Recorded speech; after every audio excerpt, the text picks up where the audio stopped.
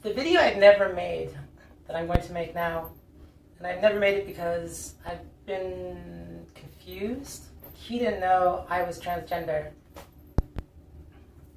There's also a she didn't know, but that's a different story for another day. I'd be like very discreet about this.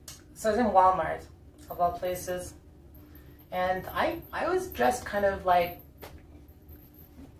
butch, maybe that was kind of the vibe I was going for early on, and it wasn't something that I was comfortable with, but it was kind of like, well, if I'm gay, then this is kind of like what you do, right? You do bohemian, you do a little mask or something. I was not really comfortable in that, and it made my life difficult in terms of like passing. So, but one day I'm in like my bell bottoms and a jean jacket, and I'm outside in the parking lot, standing by this lamppost, eating fries, and this guy walks up to me. Excusez, and I'm like, hello? He's like, tu parles français? And I'm like, you know, c'est un peu, okay? And he's like, tu vas, belle femme. J'aime toi. J'adore toi. Tu vas, belle femme. And in my head, I'm like, okay, what's going on? What's going to happen? I'm like, and so suddenly I'm like, je suis trans. He's like, toi? And I'm like, ouais, je suis trans. And he's like, d'accord, no problem. And he's like, that's okay. Not miss you.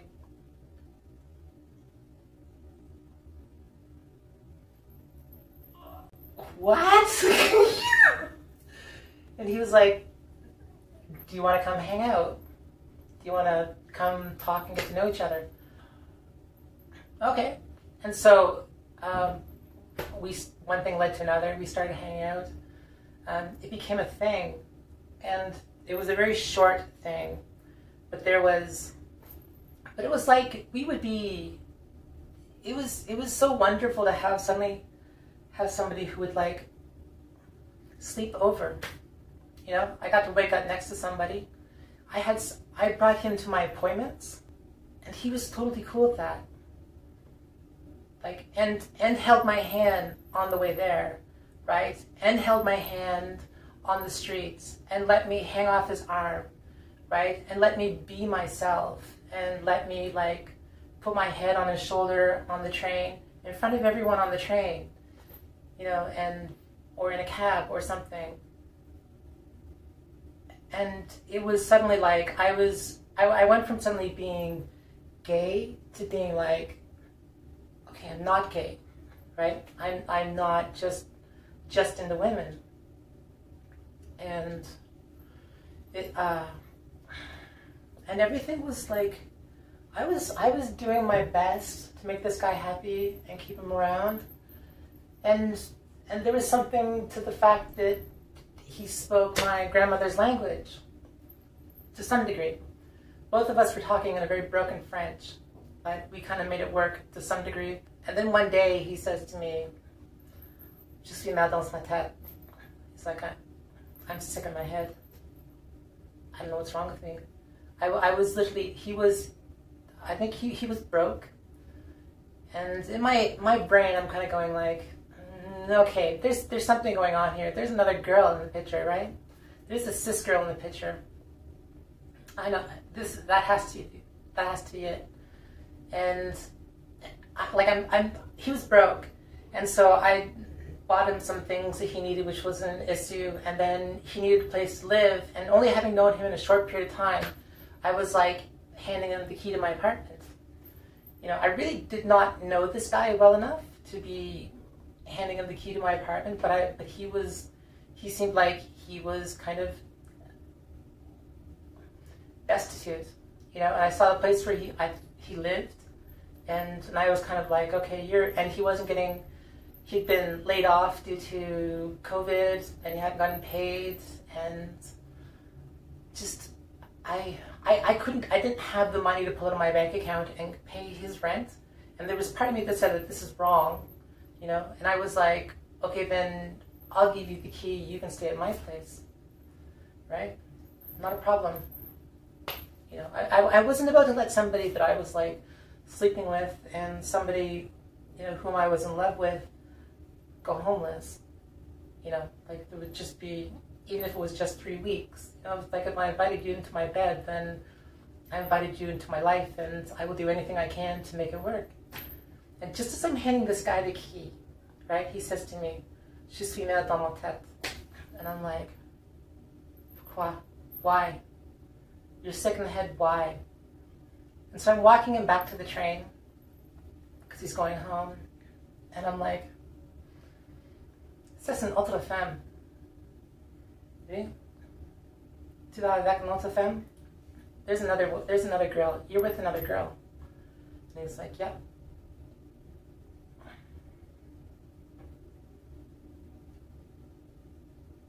And in like in like 20 minutes, you know, I went from having somebody that I was incredibly in love with and, you know, wanted to have a life with, and somebody who was like, who accepted me as me without pushing like another label onto me or something, or, and was not focused on this part. This was kind of like the dream, you know, this was kind of like the dream. And he was attractive. You know, he's a really attractive guy, big guy, strong. And I wanted it. It just dissipated in like 20 minutes. From the point of my inviting him to stay and live with me, to this is completely over. And it hurt a lot. And I don't think that I was getting used for money. I've been in that situation before, and I don't think that was the case. You know, I don't think it was like because he was turning me down to live with me, what he really wanted was money. Although he asked, and I don't know that that was wrong to ask. Like if you're homeless, or if you're borderline homeless, and you don't have next month's rent, and you're just living in a tiny little, you're just living in like a dive duplex in a room, you know, and you have no money in your bank account, I don't know that that's wrong to ask somebody who it is that like you're sharing their bed with. I've never met anybody else like that since, neither male nor female or whomever.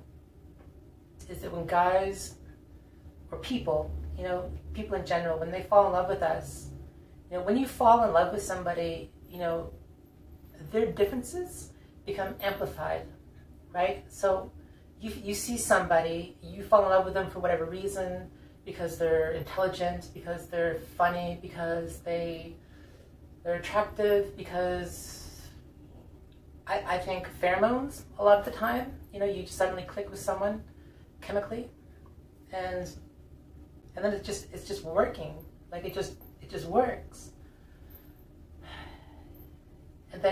and you fall in love with this person that you see, right? You know, it's like guys will, once guys know, or women know, then they'll be like, "No, I'm not going there." And I'm like, yeah, but like 3 seconds ago, you know, you wanted this, right? And I understand that, you know, you fall in love with a person and you fall in love with every part of them. You know, the crooked tooth, the hairline, the double jointedness, you know, a little bit chubby or whatever, their accents are specific. Like accents kind of do it for me a little bit, but you know, just these things that are like specific to that person, just as simple as a crooked tooth, or You know, you fall in love with every part of them when you fall for them, including that part. Because it's a part of this. I don't like it being a part of this. But I understand how when you fall in love with somebody, you can fall in love with them in their entirement. Maybe akin to like falling in love with somebody who had nothing there but a hole. You know, and you fell in love with them for so many different other reasons, and then you discover that they're not working with anything. You know, then like a appendectomy or something, you know, you still have feelings for this person. And then they get confused. And then they turn it around and they say, you know, you're a gay dude, or something like that. They spin it back on you. And this guy didn't. Is that an insult? Is that supposed to be an insult? Right? Because I don't think it's an insult. You know, this is like calling me Chinese. You can't insult me by calling me Chinese. A, I'm not Chinese. You know, B, it's illogical. Right? So really you're just attempting to take anything and hurl an insult at me, but really it's about how you feel, right? Because you're attracted to this in its entirety, because that's how you fall in love with somebody, right?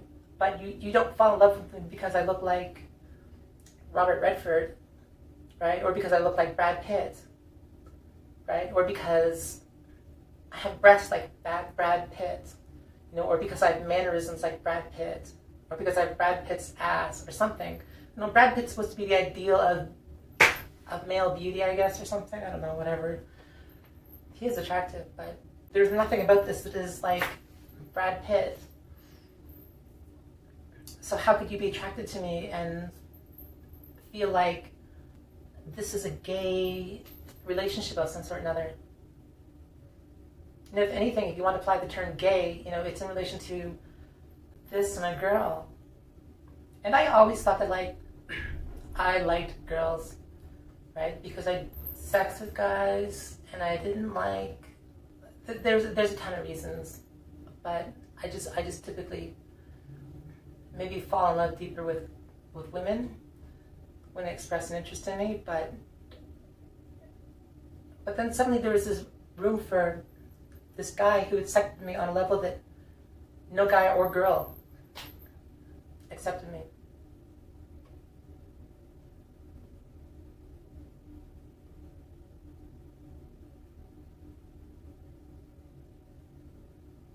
It really hurt. It like really, really hurt.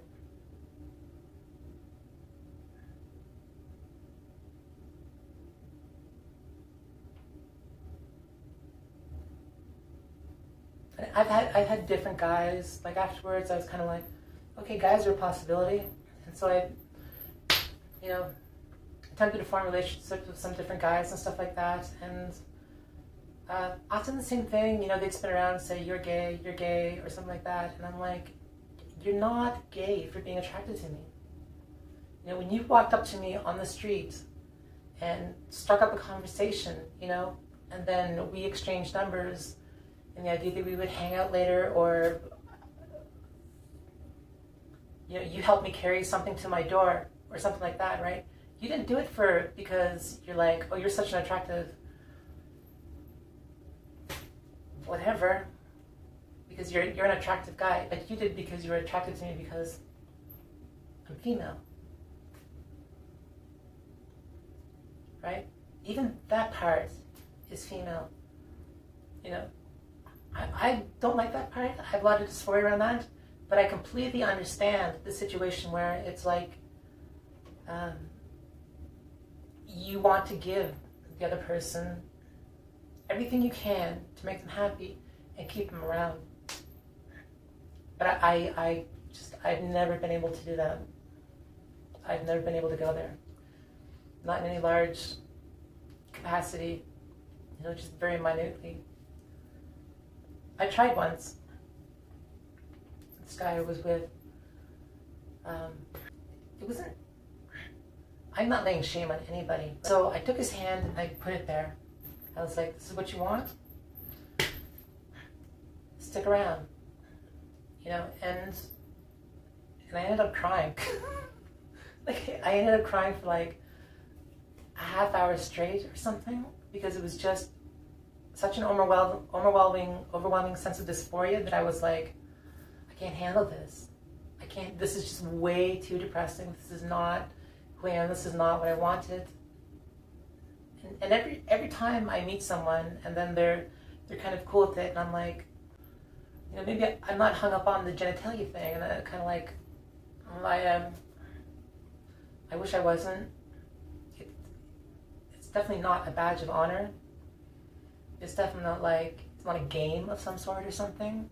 I would have to trust someone, like with my mental health, to slowly embark upon getting used to that, and maybe if I made somebody else happy in some regard with that part, then that would help with the level of dysphoria. I don't know. I always tell partners that I'm with them, like, this is just between you and me. And it sucks too, because after the surgery, then you start closing doors on, when you tell people, oh, I'm somebody who transitioned, then they're like, so are you post-op or are you pre-op? Right? Because usually when they're attracted to you because you're somebody who transitioned, they're attracted to you because you're pre-op. No shame. You know, like I say, I think this is, you know, when somebody, it's like somebody loves you and accepts you for your wholeness, your entirety, your uniqueness, your individuality, the things that make you special. It's kind of like, it's like maybe dating somebody of a different race, you know, because they look different.